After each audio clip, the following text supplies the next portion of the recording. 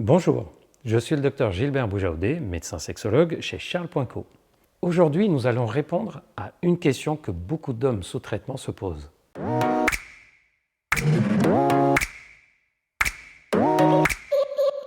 Bienvenue sur la chaîne YouTube de Charles.co.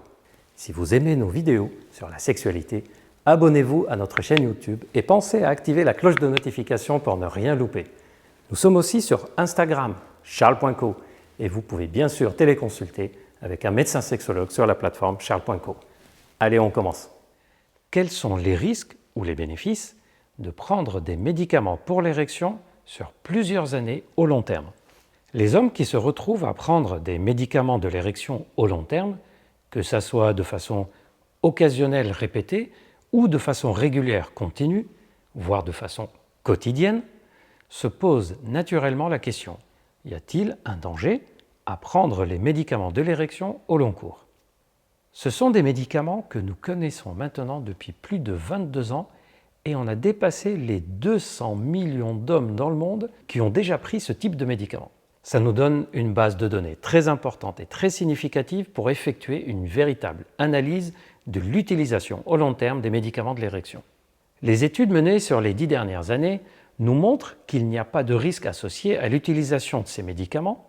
En d'autres termes, on peut utiliser les médicaments de l'érection tant que cela est nécessaire et sur prescription d'un médecin.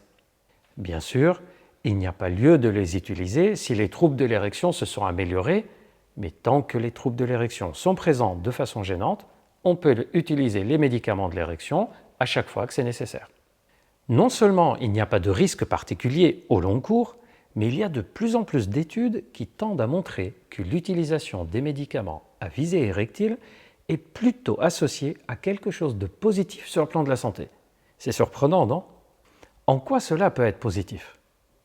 En fait, les études montrent surtout que les hommes qui ont des troubles de l'érection et qui sont soignés pour les troubles de l'érection par des médicaments semblent avoir, des années plus tard, un meilleur état de santé par rapport aux hommes qui ont des troubles de l'érection mais qui n'ont pas été soignés pour ces problèmes érectiles.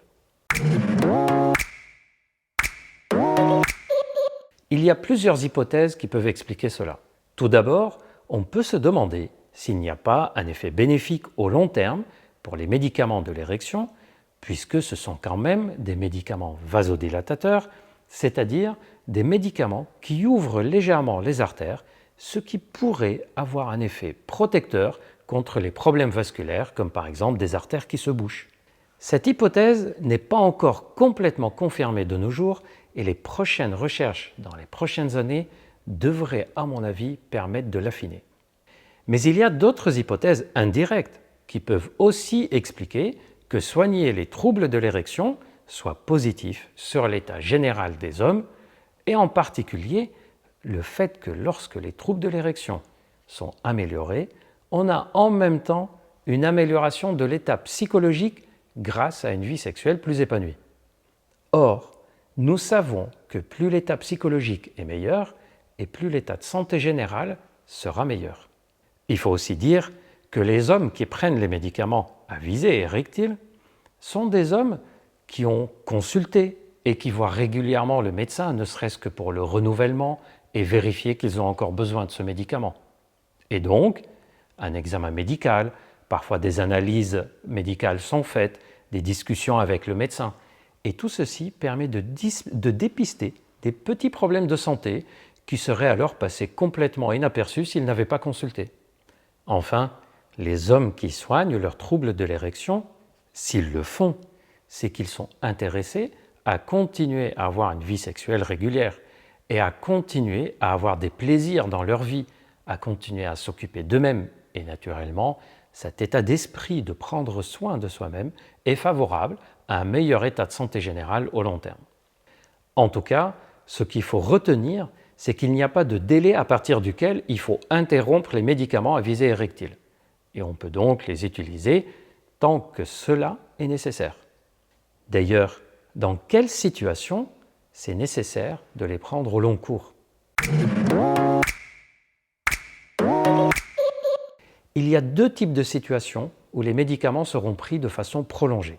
La première, c'est lorsque la cause du trouble de l'érection ne peut pas être guérie, comme par exemple des artères qui ont été abîmées par des années de diabète, ou une maladie neurologique comme la sclérose en plaques, ou une maladie de Parkinson, une paralysie par atteinte de la moelle épinière, après des interventions chirurgicales, parfois après un tabagisme sévère, plusieurs années, plus de 10, 15, 20 ans de tabagisme.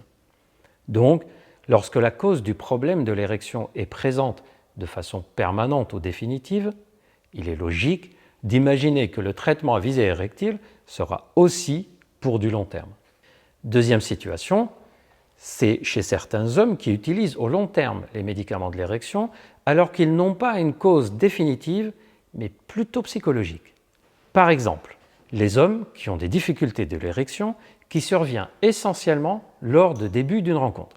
Ce sont des hommes qui se sentent en difficulté et se mettent la pression à chaque début d'une nouvelle relation, et donc ils vont utiliser les médicaments de l'érection à chaque début de relation, puis ensuite, un peu à la fois, les arrêter. Et il n'y a aucun problème à procéder de cette façon. Bien sûr, on peut apprendre des méthodes mentales, sexologiques, psychologiques, comportementales, pour ne plus avoir besoin de médicaments dans de tels cas. Et nous avons développé dans ce sens des programmes spécifiques sur la plateforme charles.co, par exemple le programme Master. Mais d'un point de vue médical, cela ne poserait aucun problème à utiliser les comprimés à visée érectile à chaque fois qu'il y a un début de relation, tout en travaillant les aspects psychologiques. Autre exemple d'utilisation au long cours alors qu'il n'y a pas de cause définitive sur plan physique. C'est par exemple les hommes qui ont une grande sensibilité au stress et à l'anxiété et qui peuvent avoir très régulièrement des périodes de fatigue mentale ou d'angoisse dans leur vie quotidienne suite à des problèmes personnels, des problèmes familiaux, des problèmes professionnels. Et à chaque fois qu'ils traversent une période difficile mentalement, ils vont utiliser les médicaments de l'érection et ils se retrouvent ainsi à en prendre de façon régulière, plus ou moins espacée dans le temps, au long cours. Et là aussi, il n'y a pas de contre-indication à le faire si les troubles érectiles sont gênants. Les médicaments de l'érection doivent être prescrits et renouvelés uniquement après avis médical. Malgré leur grand profil de sécurité, la façon de les prendre et la surveillance de leur utilisation au long cours restent très importantes.